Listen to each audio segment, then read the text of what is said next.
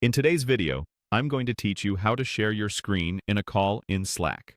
By the end, you'll confidently show teammates exactly what's on your screen. Perfect for walking through a document, demoing an app, or giving quick feedback, right inside Slack. Start by opening your web browser and heading to Google. In the search bar, type Slack and press Enter. From the results, click the official Slack website to open it. If you're asked to sign in, go ahead and do that with your usual workspace credentials. Once you're in, you'll land in your Slack workspace. Next, open the channel where you want to meet with your team. This could be a project channel or any space where the conversation is happening.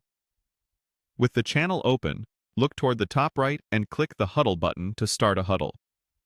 Huddles are Slack's lightweight, quick voice or video calls that make collaboration fast and simple. After the huddle starts, pop it out into a new window so you have more room to manage the call and your content.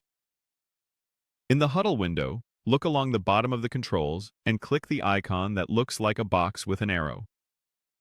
This brings focus to the sharing controls you'll use next. Now, click the small TV icon to begin sharing your screen. A prompt will appear asking what you want to share. Choose the option that fits your goal.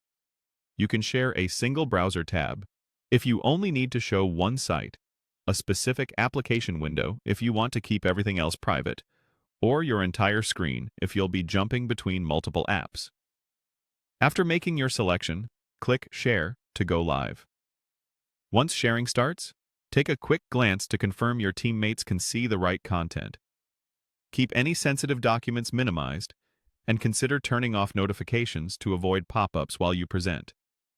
If your browser offers an audio option for a tab, enable it only if you need to play sound for the group.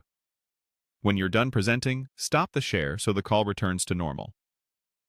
Look for the control labeled Stop Share and click it. Your screen will stop broadcasting immediately, but you'll remain in the huddle if you want to continue the conversation. That's all there is to it.